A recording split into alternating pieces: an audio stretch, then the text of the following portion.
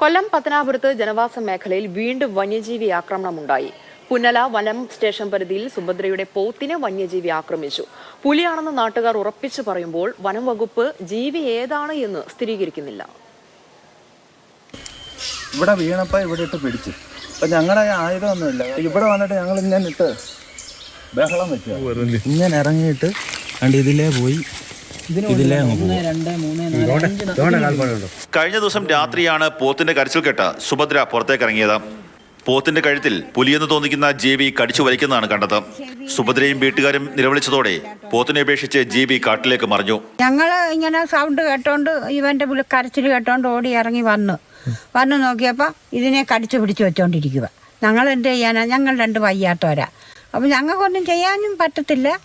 ഞങ്ങൾ ആകുന്നത് ചെയ്തു. അങ്ങനെ ആ റോഡിൽ പോയത്.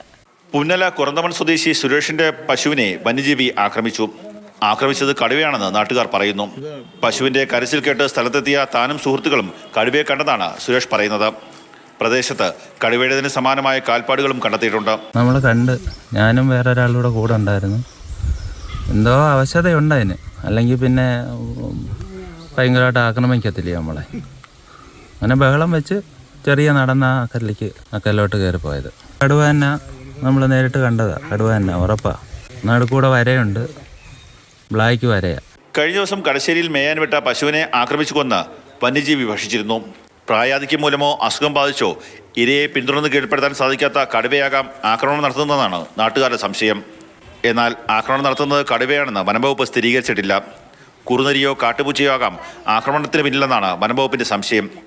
പ്രശ്നം പരിഹരിച്ചില്ലെങ്കിൽ സമരത്തിലേക്ക് നീങ്ങാനാണ് നാട്ടുകാരുടെ തീരുമാനം. നിരവധിയായിട്ടുള്ള സംഭവങ്ങളാണ് കടുവയാണ് ഇറങ്ങി പിടിച്ചിരിക്കുന്നത്. അപ്പോൾ ഈ പ്രദേശത്തെ സ്കൂൾ കുട്ടികൾക്കും മറ്റ് താമസക്കാർക്കും ജീവിക്കാൻ പറ്റാത്തൊരു സാഹചര്യത്തിലേക്ക് നീങ്ങുന്നു. ഫോറസ്റ്റ് ഉദ്യോഗസ്ഥരും അതിനെ വേണ്ടുന്ന ഉത്തരവാദിത്തപ്പെട്ടവരും ഇതിനൊരു ശാശ്വതമായ പരിഹാരം കണ്ട് ഈ ജനങ്ങളുടെ ഒരു ആശങ്കയ്ക്ക് പരിഹാരം കാണണം. വന്യജീവി ശല്യം രൂക്ഷമായതോടെ പകൽ സമയങ്ങളിൽ പോലും പുറത്തേക്കിറങ്ങാൻ സാധിക്കാതെ ഭയന്ന് ജീവിക്കുകയാണ് നാട്ടുകാർ. മാതൃഭൂമി ന്യൂസ്, കൊല്ലം.